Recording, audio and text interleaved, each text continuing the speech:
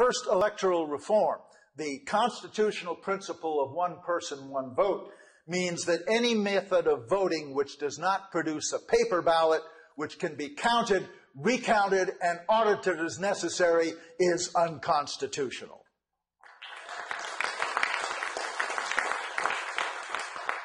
I ask Congress and the states to return to paper ballots and institute full public financing of elections. Proportional representation, preference voting, abolition of burdensome petition requirements on independents and third parties, and so working people can actually vote, making Election Day a federal holiday.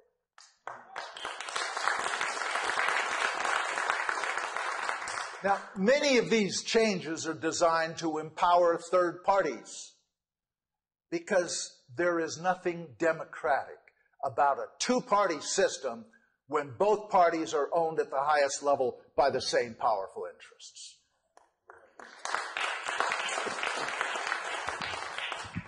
I also asked Congress to quickly pass a constitutional amendment restoring the original meaning of this document.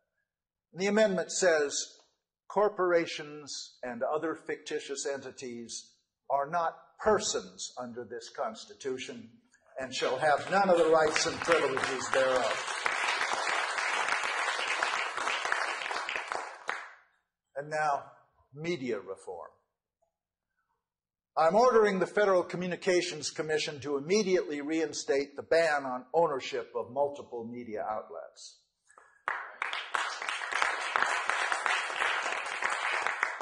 See, it's time for a return to family-owned newspapers and radio and television stations. The monopoly media conglomerates must sell off their assets immediately. Sorry, Mr. Murdoch. The public airwaves are once again going to belong to the people and serve the public interest. See, the key to ending fascism is to separate big money and political power. And we're taking immediate steps to do just that. I have asked the Justice Department to indict members of previous administrations, including Bush and Cheney,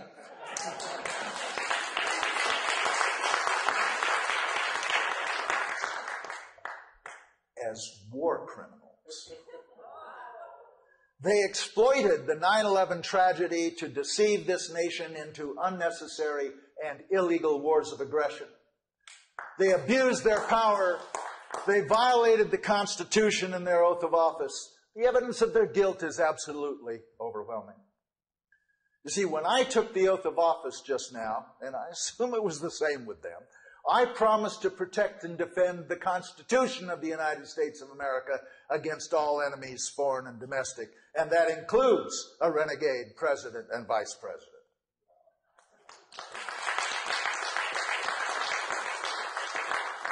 Now, if I or any member of my administration ever gives illegal orders, such as we have seen in the recent years, I expect the military to refuse those orders and to take action against us.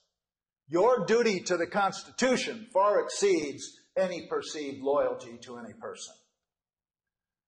Those of you in the military and law enforcement must never follow orders to participate in wars of aggression.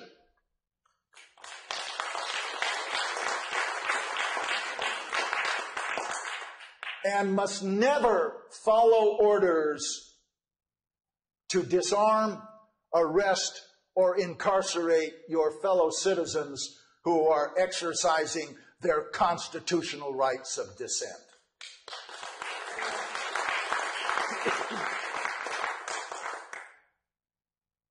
Those attempting to take away our rights have cited the phony war on terror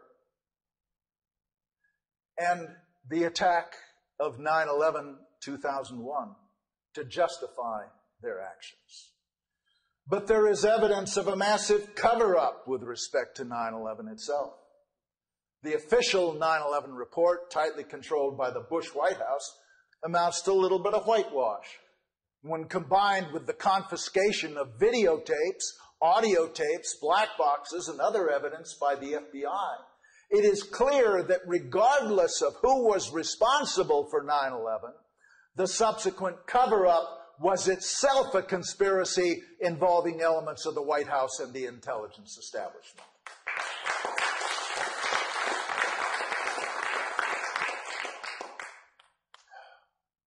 We, the people, have still not been told who was really responsible for 9/11. Dedicated researchers have proven that it could not have happened the way the Bush administration said it did. I'm an old interceptor pilot, and hijacked airliners do not fly around for an hour and 40 minutes without being intercepted, unless our air defense system was sabotaged. Indestructible black boxes. By the way, they're not really black, they're bright orange, but never mind. Indestructible black boxes do not evaporate in the same fire from which an unharmed passport floats to the street below.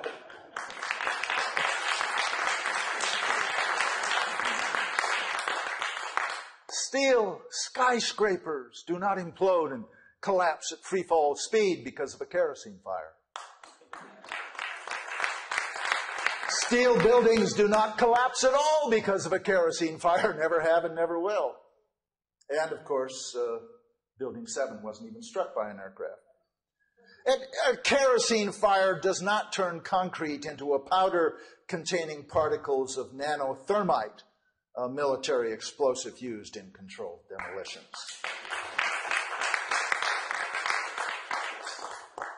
See, the truth about 9/11 is that after 8 years, we still don't know the truth about 9/11, and we should. And so should the families of victims.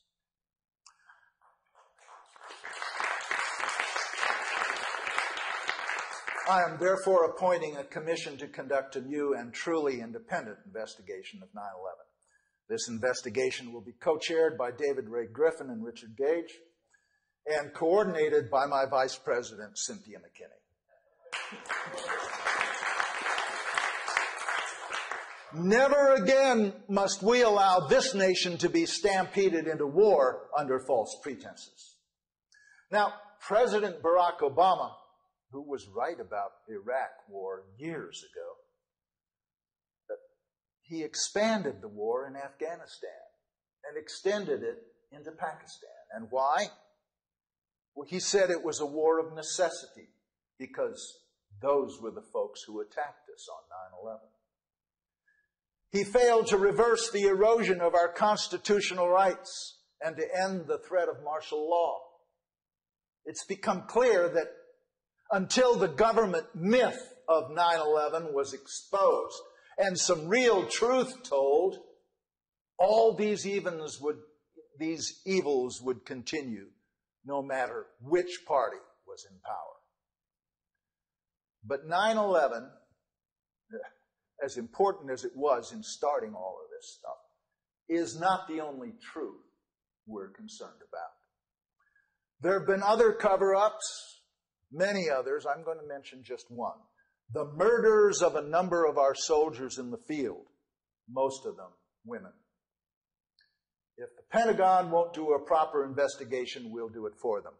Parents have a right to know what really happened to soldiers like Pat Tillman and Lavina Johnson.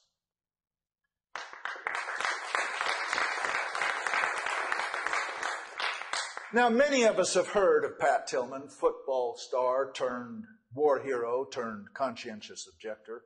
He was supposedly killed accidentally by friendly fire.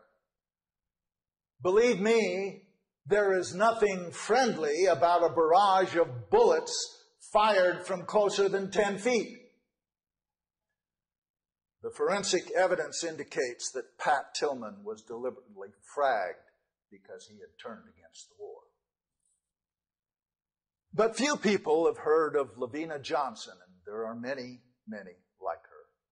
Lavina was a lovely young African-American girl, a Christian, a virgin, who volunteered to serve in Iraq.